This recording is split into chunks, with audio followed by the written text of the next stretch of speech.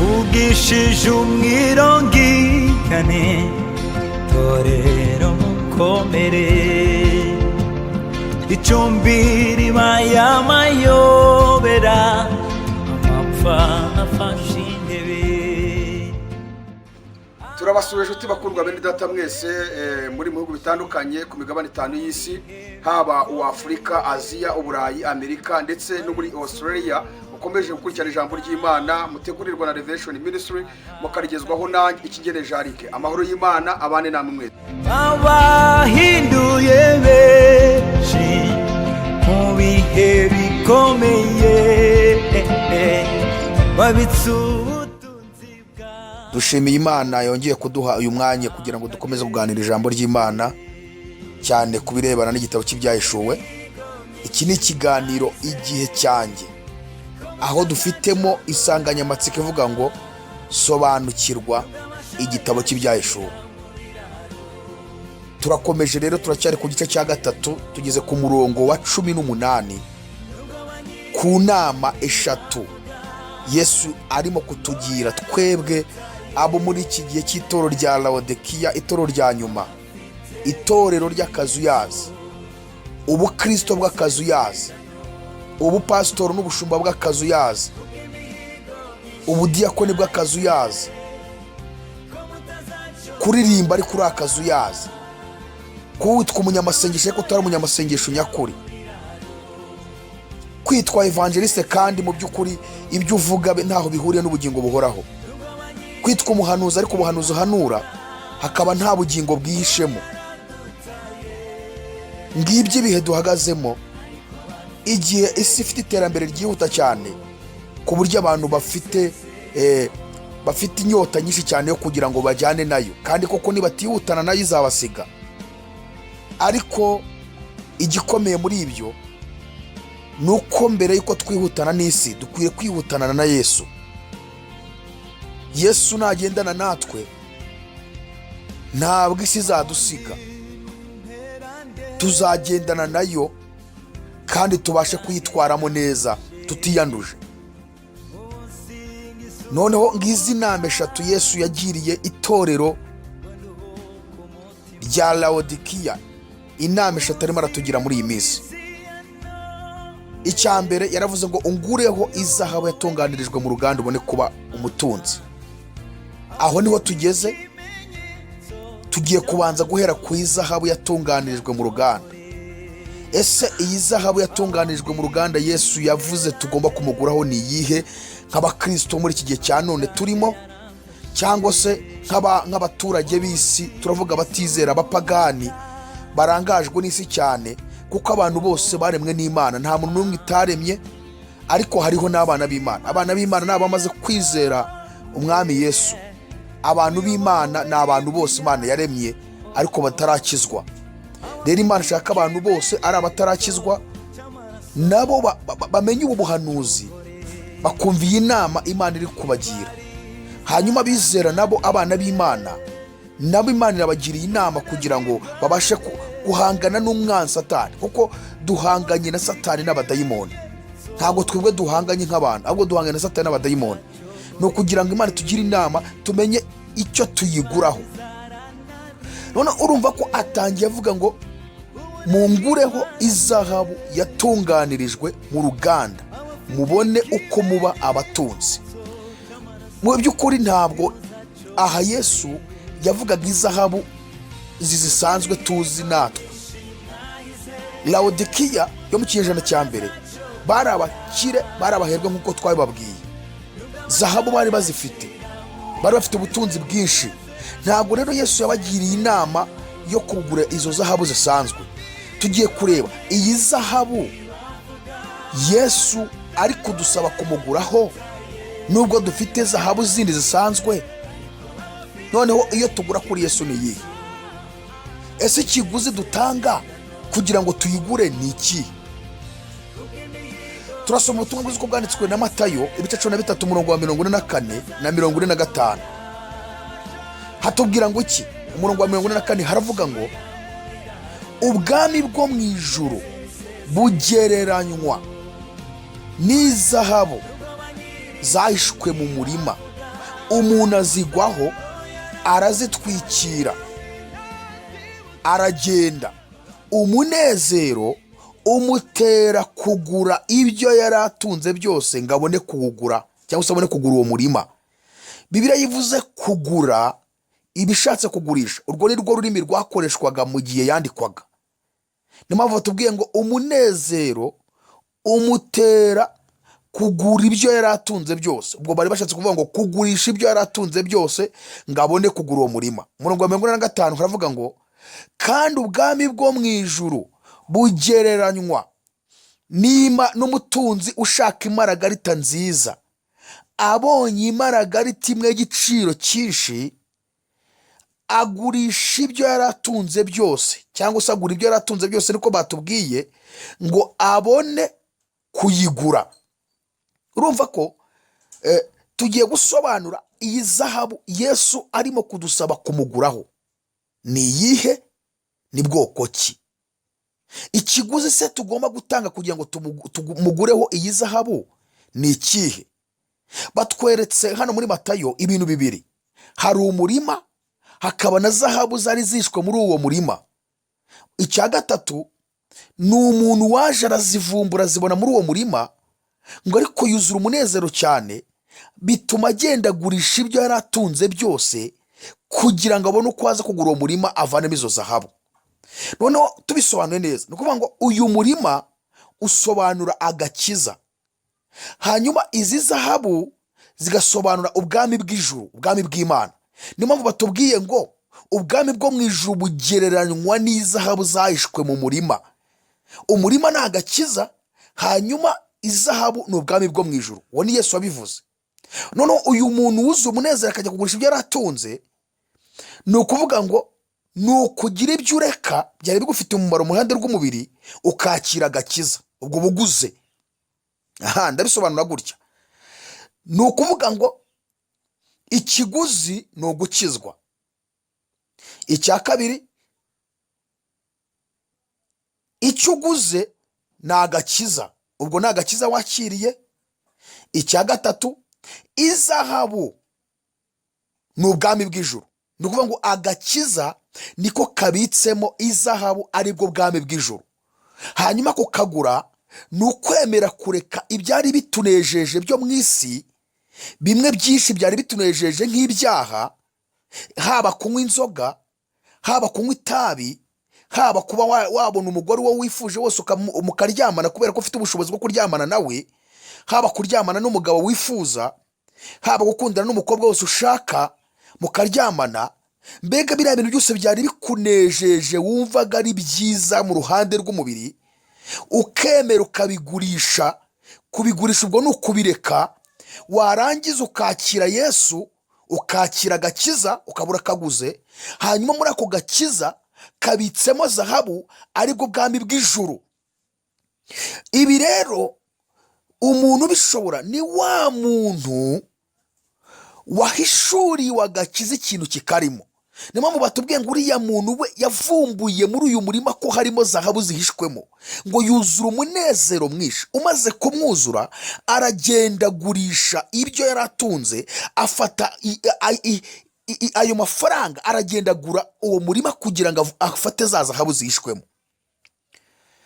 Noneho ni ukuvuga ngo aba batunzi b'i Laodikiya, yaba abo mu kinyejana cya mbere, yaba abo muri iki gihe turimo cyane muri iki kinyejana cya 21, mu by'ukuri abantu baratunze pe, bafite ubutunzi bwinshi. Dufite zahabu ziruzuye mu isi, izo birirwa bakuramo ibitwaro bya kirimbuzi, izo bakuramo indege n'ibindi bikomeye, amatelefone n'ibiki byose bikorwa mu ibi byose tubona bya tekinoloji ni ibikorwa mu mabuye y'agaciro, kuva ku ya mbere yoroheje kugeza kuri za zahabu no hejuru yazo. Murumva ko ubutunzi burahari, zahabu zirahari. Ariko Yesu hari zahabu arimo aradusaba kumuguraho. Zahabu ni ubwami bw'Imana, ariko kugira ngo tubone ubwo bwami ni uko tubasha kwakira agakiza. Ubwo bishatse kuvuga ngo abatunzi b'i Laodikiya Yesu yagiriye inama, nubwo bari batunze, Yesu yabonye ko ari abatindi.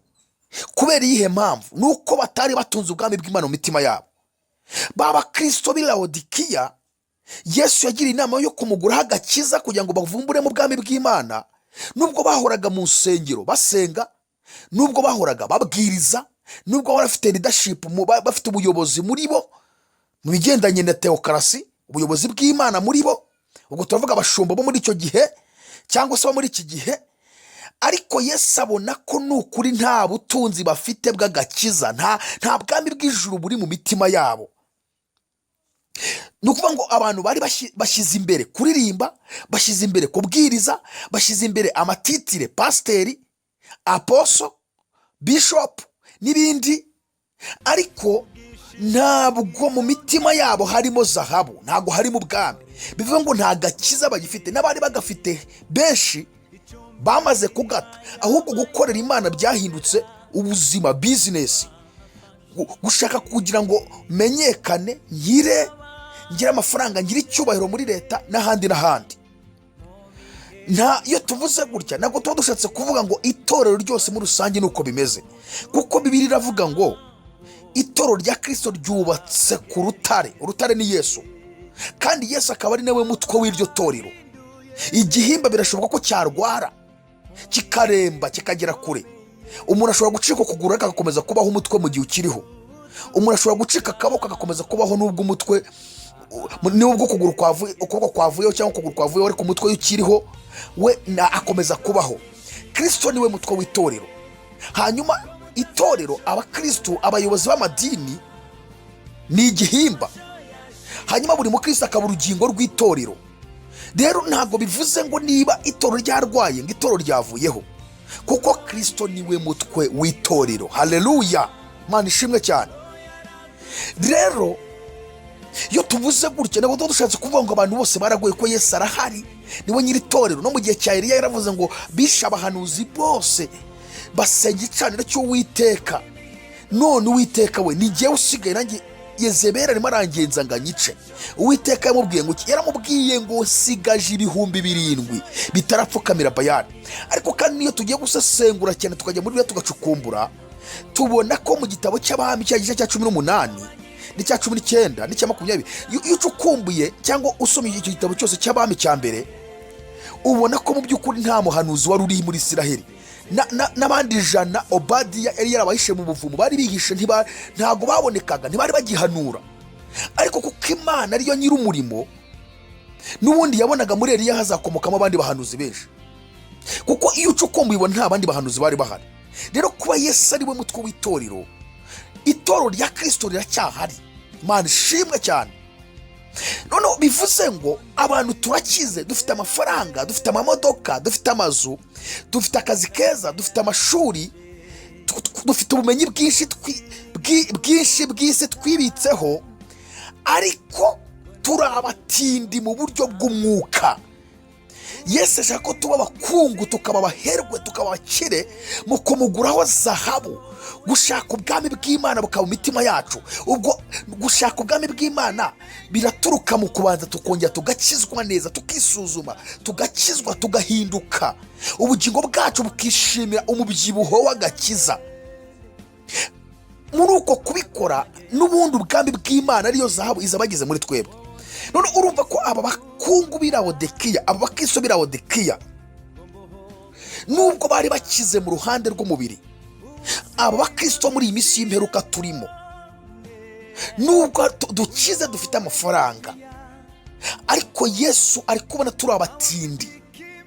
Impamvu turi abatindi nuko nta bwami bw'Imana buri mu mitima yacu. Agakiza twaragapirase, ntabwo dukijijwe neza. Ivugabutumwa rimaze kugorama, riri kugorekwa. Abahanuzi benshi, ubuhanuzi bwabaye business. Ni ukuvuga ngo barajya guhanura mu bipangu, abandi bari kujyana abantu mu misozi kubahanurirayo bababeshya. Yesu arashaka ko twongera tukamuguraho ubwami, kuko ubwami bwamaze kuva mu mitima yacu. Oh, haleluya. Nitwongere tumugureho ubwami, n'ikimana dushakaho, kandi bizaturuka mu kongera tugakizwa, twongere dusubire inyuma. Bene data, bakozi b'Imana, bashumba b'itorero Yesu yahamagaye, nimwongere musubire ku isoko, mwisuzume neza.